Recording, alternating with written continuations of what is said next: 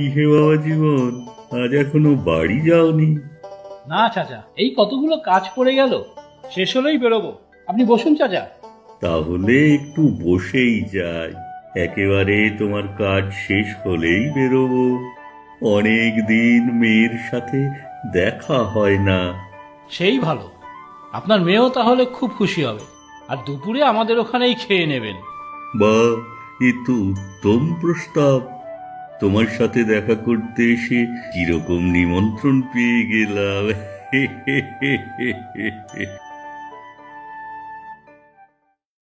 নমস্কার প্রধান মশাই। নমস্কার চাচা। আরে এসো এসো, কেমন আছো বলো? অনেক দিন পরে তোমাকে দেখলাম। পড়াশোনা কেমন চলছে? আমি ভালোই আছি। এই তো কদিন আগে পরীক্ষার ফলাফল বেরোলো, আমি বেশ ভালোভাবেই এমএ পাস করেছি। বাহ, এ তো খুব ভালো খবর। সত্যি শুনে খুব খুশি হলাম। তোমাদের মতো ছেলে মেয়েরা পড়াশোনা করে যত এগোবে তত সমাজও এগিয়ে যাবে। শিক্ষার বিকল্প কিছুই নেই। সবই আপনাদের আশীর্বাদ। সাথে তোমারও কঠোর পরিশ্রম। জানবে, পরিশ্রমের কোনো বিকল্প হয় না। তুমি যদি কোনো কাজ সৎভাবে পরিশ্রম করে করো, তুমি সফল হবেই। একদম ঠিক বলেছেন চাচা।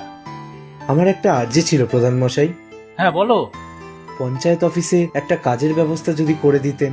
লেখাপড়া শেষ, এবার যে কিছু একটা করতে হবে। সে তো ঠিক, কিন্তু এই মুহূর্তে তো পঞ্চায়েত অফিসে কোনো জায়গা খালি নেই। একটা ব্যবস্থা কি কিছুই করা যায় না প্রধান মশাই? বললেই তো আর সঙ্গে সঙ্গে ব্যবস্থা করা যাবে না, সময় তো একটা লাগবেই। আমি একটা উপায় বলতে পারি। তুমি শিক্ষকতা করো। গ্রামে এমন অনেক বাচ্চা আছে যাদের একজন শিক্ষক প্রয়োজন, যে স্কুলের বাইরেও তাদের আলাদাভাবে যত্ন নিয়ে পড়াবে। চাচা একদম ঠিক কথা বলেছে। গ্রামের সব বাচ্চারা পড়াশুনো করে তোমার মতো হোক, এই তো চাই। ঠিক বলেছ হে বাবা জীবন। আমি দেখছি কয়েকজন বাচ্চাকে তোমার কাছে পাঠানোর ব্যবস্থা করছি। তুমি কাল থেকে লেগে পড়ো দেখি। ঠিক আছে, আমি তাই করব। আজ তাহলে আসি। হে বাবা জীবন, তোমার হলো? পেটে যে খিদেই চুই চুই করছে। হ্যাঁ চাচা, চলুন, আমারও কাজ শেষ। কিরে পল্টু, তোর দাদা যেন না কেন? দাদার আজ পেট ব্যথা। কেন রে, কি করে হলো?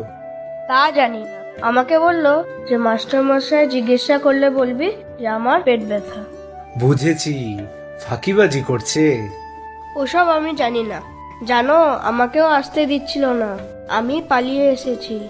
ঠিক করেছিস। তবে আমিও চলে যাব একটু পরে। কেন রে, এই তো এলি, আগে পড়াগুলো ঠিক করে কর। আমার খুব খিদে পেয়েছে তাই। ও, তোর খিদে পেয়েছে? খিচুড়ি খাবি? তুমি আমাকে খেতে দেবে মাস্টার মশাই? সত্যি আমার খুব খিদে পেয়েছে। আর একটু দাও না মাস্টার মশাই, খুব ভালো হয়েছে খেতে। কাল আমি দাদাকেও নিয়ে আসবো। তুমি যদি রোজ খেতে দাও তাহলে রোজ আসবো, দাদাও আসবে।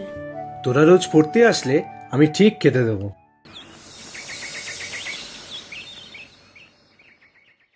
ও মাস্টার মশাই, খেতে দেবে না? আজ কিচ্ছু নেই রে ঘরে। ধুর, আজ তাহলে বেকার এলাম। তুমি খেতে দেবে না জানলে আজ আসতামই না। চল ভাই।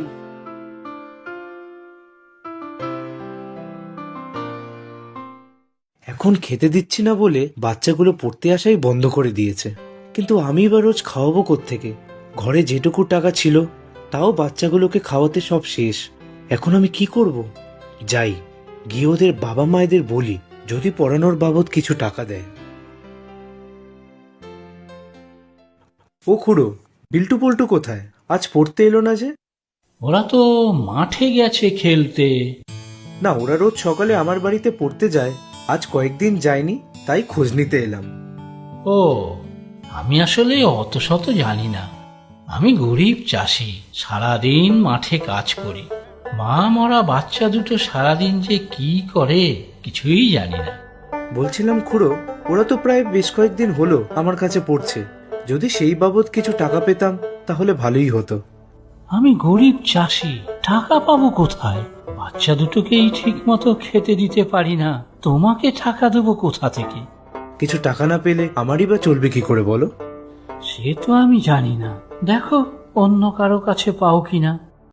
আরে এসো এসো, কেমন চলছে তোমার পড়ানো? খুব খারাপ প্রধান মশাই। কেন হে, কি হলো? এমনিই কেউ পড়তে আসতে চায় না, তাও যদি বা এসেছিল কিন্তু থাকতে চাইতো না। আমি ওদের রোজ খেতে দিতাম, সেই লোভেই ওরা পড়তে আসতো। এখন দিতে পারি না, তাই ওরাও আসে না। তা ওদের বাড়ি গিয়ে খোঁজ খবর নিয়েছিলে? অসুখ বিসুখও তো হতে পারে। না চাচা, ওসব কিচ্ছু না। আমি খোঁজ নিয়ে দেখেছি, আর ওদিকে ওদের খাওয়াতে গিয়ে ঘরে যেটুকু টাকা ছিল সেটাও শেষ। এখন আমারই খাওয়ার সংস্থান নেই। কিন্তু পড়ানো বাবদ ওরা কি তোমাকে কোনো টাকা দেয়নি? না প্রধান মশাই, আমি টাকা চেয়েছিলাম, কিন্তু ওদের বাবা মায়েরা কেউই টাকা দিতে পারবে না। ওরা খুব গরিব। তাহলে তো খুবই মুশকিল হলো। হ্যাঁ গো প্রধান মশাই, এখন সত্যি আমি খুব মুশকিলে পড়েছি। নিজেরই খাওয়ার সংস্থান নেই, এবার যে আমি কি করব? তাহলে তো খুবই সমস্যার কথা হে বাবা জীবন। সেটাই তো দেখছি চাচা, এদিকে পঞ্চায়েত অফিসেও তো কোনো কাজ খালি নেই যে তোমাকে দেবো। কি করা যায় চাচা? একটা কিছু উপায় করুন মুখ প্রধান মশাই, না হলে যে আমি না খেয়ে মরে যাব। আচ্ছা, তুমি কেন ওদের রান্না করে খাওয়াতে? রান্না করতে আমার খুব ভালো লাগে চাচা। ছোটবেলায় আমার মা বাবা মারা গেছেন, নিজের কাজ নিজেকেই করতে হতো, তাই সব শিখে গেছি। রান্না আমার শখ, লোককে খাওয়াতে ভালোবাসি, আর বাচ্চাগুলো খেত খুব তৃপ্তি করে। কিন্তু লাভের লাভ তো কিছুই হলো না, আমিই অসুবিধায় পড়লাম। তুমি তো তোমার মুশকিল আসানের পথ বাতলে দিলে হে। মানে তুমি তো ভালো রান্না করো বললে, লোকজনকে খাওয়াতেও ভালোবাসো, তাহলে বাজারে একটা খাবার দোকান দিলেই তো পারো। হ্যাঁ তাই তো। আমি দেব ওদের খাবারের দোকান? হ্যাঁ, ক্ষতি কি? না না, আমি এত পড়াশোনা করলাম, বাজারে দোকান দেব বলে? আরে তাতে কি, বাজারে দোকান দিলে যে পড়াশোনা না জানলেও চলবে, এটা কোথায় লেখা আছে হে? হ্যাঁ তাই তো, চাচা তো একদম ঠিকই বলেছেন। তুমি যখন এত ভালো রান্না করো, তখন তো খাবার দোকান দেওয়া যেতেই পারে। শোনো হে, পরিশ্রম করে সৎভাবে রোজগার করতে কোনো লজ্জা নেই, সংকোচেরও কোনো কারণ নেই। তুমি শিগগিরই দোকান দেবার ব্যবস্থা করো, তার জন্য টাকা যা লাগে আমি ব্যবস্থা করব। আচ্ছা, তুমি কি কি ভালো রান্না পারো? সবই পারি, তবে চপ বেগুনি এগুলোও পারি। বাহ, ভালোই তো। তবে তুমি একটা চপের দোকান দাও, বাজারে সন্ধ্যাবেলা লোকজন ভালোই হয়, বেশ ভালোই বিক্রি হবে তোমার। ঠিক আছে, আপনারা যখন বলছেন তাই হবে।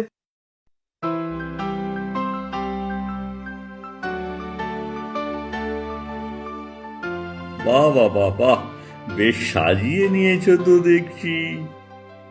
কে, ব্যবসা কেমন চলছে? কোনো লাভই হলো না চাচা, কোনো খদ্দেরই হয় না। ওই এক আধজন, রোজ কত চপ বানাই আমি, কিন্তু বিক্রিই তো হয় না। কিন্তু কেন? তা তো জানি না প্রধান মশাই, আমার মনে হচ্ছে এবার আমাকে না খেয়েই মরে যেতে হবে।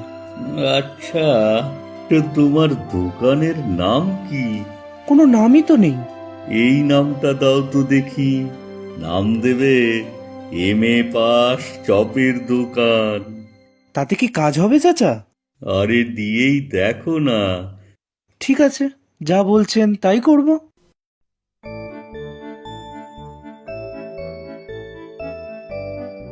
কি হে, এবার? চাচা তো কামাল করে দিলেন, নাম বদলাতেই দোকানে ভিড়। সবাই তো খাবারের প্রশংসা করছে, আবার নামটা নিয়েও আলোচনাও করছেন। এমএ পাস করে চপের দোকান দিচ্ছি কেন তাও জিজ্ঞেস করছে। তাহলে তোমার সমস্যা মিটেছে তো? তা মিটেছে। তাহলে যে কোনো ব্যবসায় যে সৎ থেকে কঠোর পরিশ্রমের দ্বারা দাঁড় করানো সম্ভব, সেটা তুমি দেখিয়ে দিলে। তোমাদের মতো শিক্ষিত ছেলেরা যত নিজের চেষ্টায় ব্যবসা করবে, তত উন্নতি হবে। ঠিক বলেছেন চাচা, প্রথমে যখন দোকান দিই তখন বিক্রিও ছিল না, আর আমি পড়াশোনা শিখে চপ বিক্রি করছি বলে অনেকেই ব্যঙ্গ করত। তারপর আপনি নাম বদলানোর পরামর্শ দিলেন, নাম বদলানোতেই হলো কিস্তিমাত। লোকজন নামটা দেখেই আসতে লাগলো আর বিক্রিও হতে লাগলো। সত্যিই চাচা, আপনার বুদ্ধির তারিফ করতে হয়। আরে না না বাবা জীবন, আমি কিছুই করিনি। নাম বদলানোতে হয়তো লোক এসেছে, কিন্তু খাবার খেতে ভালো বলেই না লোকে বারবার আসছে। এটা ওর গুণ। না চাচা, সবই আপনাদের জন্যে। আপনি আর প্রধান মশাই এই পরামর্শ না দিলে এটাও কোনোদিনও হতো না। ঠিক আছে ঠিক আছে, এবার তোমার দোকানের চপ দাও তো দেখি দুটো। ইয়ে বাবা জীবন, খাবে নাকি? হ্যাঁ, খাবো বই কি, নিশ্চয়ই খাবো।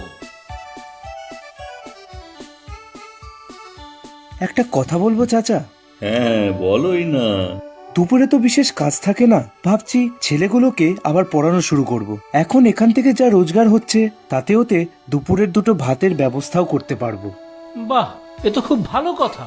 তোমাদের মতো শিক্ষিত ছেলেরা নিজের পায়ে দাঁড়িয়ে সমাজে পিছিয়ে পড়া ছেলে মেয়েদের যদি একটু সাহায্য করতে পারে, তাহলে তো দেশের আর দশের সকলেরই মঙ্গল। ঠিক বলেছ বাবা জীবন। আর তোমার উচ্চশিক্ষা তখনই সার্থক হয়ে উঠবে।